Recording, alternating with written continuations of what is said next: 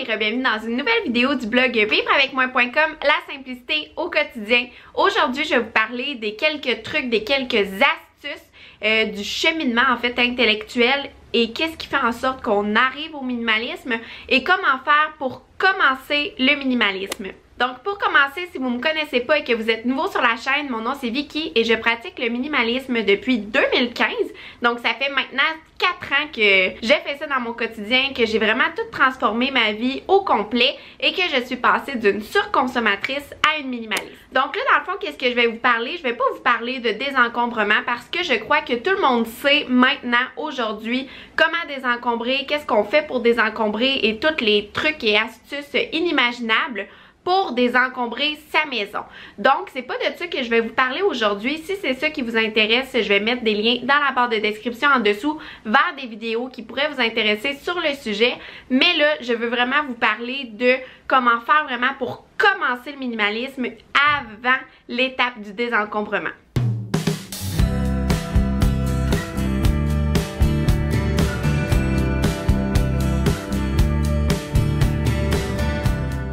Donc la première étape, et c'est aussi ce qui m'est arrivé à moi quand que j'ai commencé, quand que j'ai eu ma prise de conscience vraiment et que j'ai décidé de changer ma vie au complet, ça a été de faire une prise de conscience. Donc je me suis mis à regarder autour de moi, j'ai regardé tout ce que j'avais, toutes les possessions matérielles que j'avais. J'avais un garde-robe plein, j'avais des vêtements à ne plus avoir le plancher, j'avais des chaussures, des montagnes de chaussures, j'avais des assiettes pour recevoir une équipe de football au complet.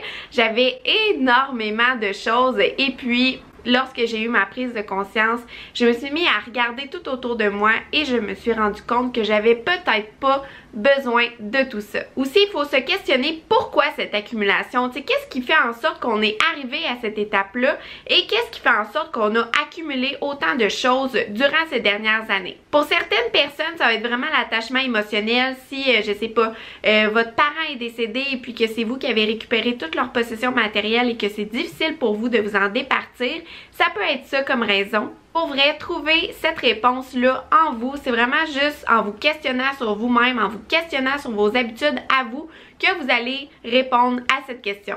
Ensuite, la deuxième chose en fait pour comment commencer le minimalisme, c'est qu'il faut trouver sa raison. Donc, pourquoi est-ce qu'on veut devenir minimaliste et pourquoi on croit que d'ajouter de la simplicité dans son quotidien, ça va nous être bénéfique dans notre vie de tous les jours. Pour ma part, je suis devenue minimaliste premièrement pour des raisons financières, comme que vous le savez probablement.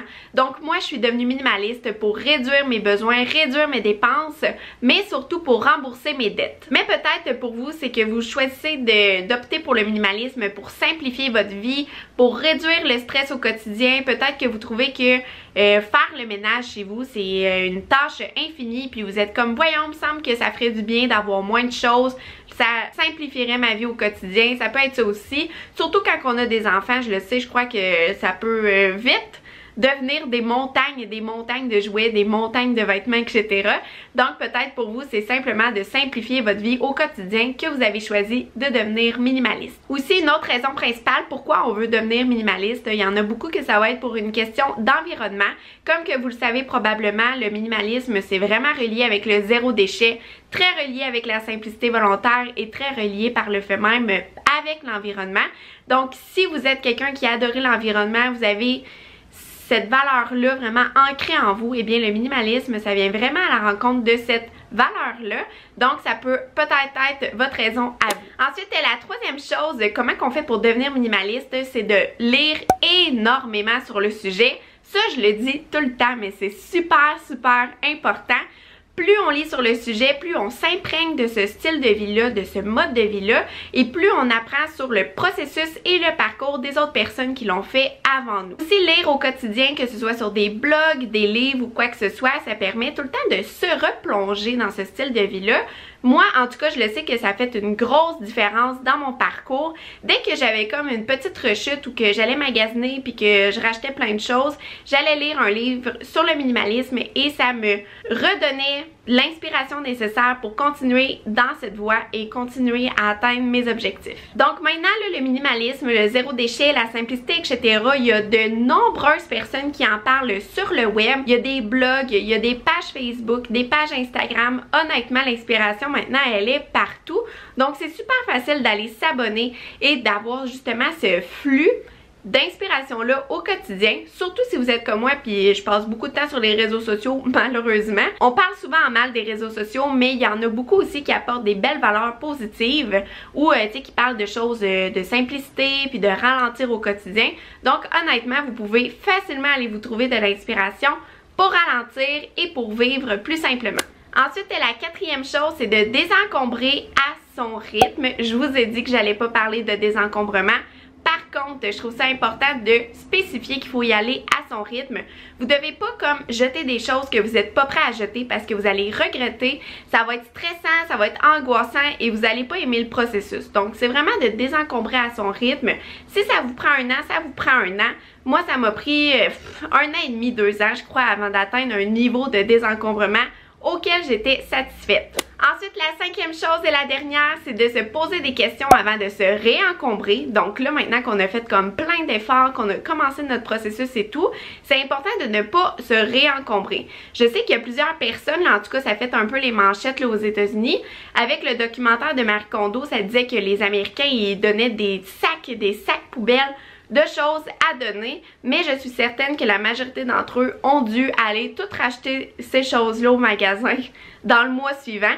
Donc c'est pas l'objectif, c'est vraiment d'apprécier le peu qu'on a, d'apprécier le désencombrement qu'on a fait et aussi de ne pas se réencombrer d'objets superflus qui n'apportent rien à notre vie. Donc vous allez être capable d'atteindre ça en vous posant les bonnes questions. Donc est-ce que j'en ai vraiment besoin? Est-ce que j'ai pas quelque chose à la maison qui peut faire la même chose?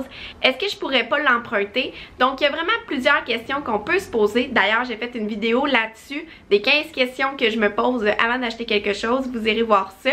Donc il y a plein de questions qu'on peut se poser pour éviter de se réencombrer d'objets superflus qu'on n'a pas vraiment besoin. Donc voilà, c'était mes trucs pour comment commencer un parcours vers le minimalisme et rempli de simplicité. Vous me direz dans les commentaires, vous, à quelle étape du minimalisme vous croyez que vous êtes. Je sais qu'il y en a plusieurs parmi vous, que ça fait plusieurs années que vous pratiquez ce style de vie-là, mais je le sais aussi que le minimalisme, c'est vraiment un style de vie qui gagne de plus en plus en popularité. Donc je crois que c'était important de rappeler justement c'est comment qu'on fait pour commencer dans les tout débuts, avant l'étape du désencombrement, pour appliquer les principes du minimalisme dans sa vie. Donc voilà, je vous remercie beaucoup tout le monde d'avoir été là pour cette nouvelle vidéo. Si vous l'avez aimé, n'oubliez pas de cliquer j'aime, ça me donne un gros coup de pouce. Et aussi, n'oubliez pas de vous abonner si vous étiez nouveau sur la chaîne. Merci beaucoup tout le monde, on se revoit dans une prochaine vidéo. Bye!